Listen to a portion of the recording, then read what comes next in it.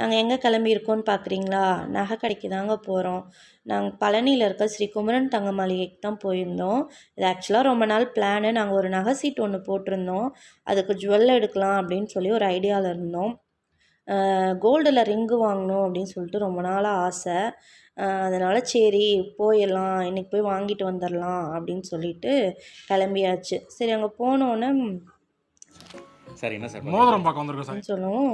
அந்த அண்ணா கோல்டோட ரேட் ஏதாங்க டைமண்டுக்கும் வரும், ஒரு ஐடியா வேணால் பாருங்கள், நீங்கள் கேட்குற மாதிரி கொஞ்சம் யூனிக் டிசைன்ஸ்லாம் டைமண்டில் நிறையா இருக்கும் அப்படின்னு சொல்லி சொன்னார்.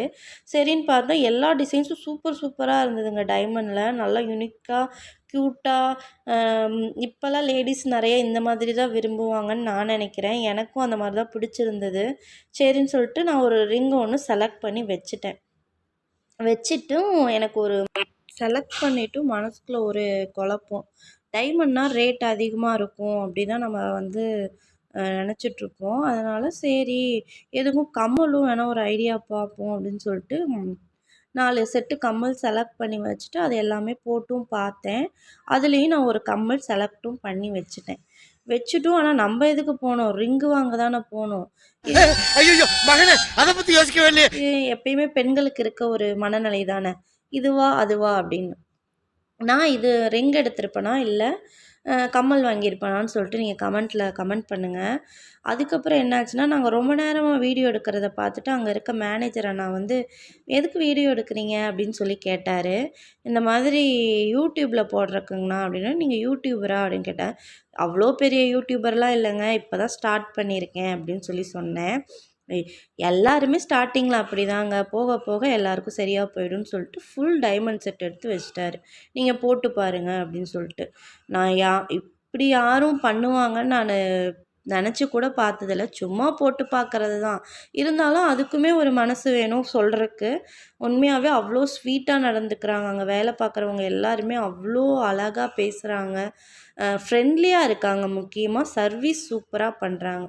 உங்களுக்கு என்ன தேவையோ அதை பூர்த்தி பண்ணுற மாதிரி அவங்கள்ட்ட என்ன இருக்கோ அதை ஃபுல்லாக காமிக்கிறாங்க. ஆர்டர் பேஸ்லேயுமே செஞ்சு கொடுக்குறாங்க. வரைகிறீங்க, அதை நாங்கள் மைண்ட்லேயாச்சும் டெவலப் பண்ண மாட்டோம். நாங்கள் உங்களுக்கு பிடிச்சிருந்தது அப்படின்னா ஸ்ரீ குமரன் தங்க மாளிகை பழனியில் இருக்கிறத போய் விசிட் பண்ணுங்கள். கண்டிப்பாக உங்களை மனநிறைவோடு அனுப்புவாங்க. அப்புறம் அந்த அக்கா ஃபுல்லாக போட்டு விட்டோன்னு பார்த்தா சொக்க தங்கம் ஜுவல்லரி, சொக்க வைக்கும் ஜுவல்லரி அவ்வளோ சூப்பராக இருந்ததுங்க. எனக்கே வந்து நான் first time full and full டைமண்டில் போடுறேன். அவ்வளோ சூப்பராக இருந்தது. என்ன ஒரு குறை அப்படின்னா சாரீ கட்டாமல் போயிட்டேன். சாரீ கட்டிட்டு போயிருந்தேன்னா இன்னும் அவ்வளோ அழகாக இருந்திருக்கும். அது பாருங்கள், அப்படியே ஜொலிக்குது பார்க்குறக்கே. அப்புறம் அதை முடிச்சுட்டு அப்புறம் கோல்டு செட்டும் ஒன்று போட்டு விட்டாங்க. அந்த டிசைன்ஸ் வந்து எனக்கு ரொம்ப பிடிச்சிருந்தது. அப்படியே அந்த செட்டு நமக்கு வந்து நம்மளவே வாங்க வைக்கிறதுக்கு தோணும், அப்படி இருக்குது பார்க்குறக்கே. நீங்களும் போய் பாருங்கள், உங்களுக்கும் கண்டிப்பாக பிடிக்கும். பழனியில் இருக்க ஸ்ரீ குமரன் தங்க மாளிகையை கண்டிப்பாக போய் விசிட் பண்ணி பாருங்கள். அந்த பேக் பண்ணுற அண்ணா தான் எனக்கு வந்து காமிச்சாங்க எல்லாமே. சர்வீஸ் வந்து சும்மா சொல்லக்கூடாதுங்க, செம்மையாக பண்ணுறாங்க.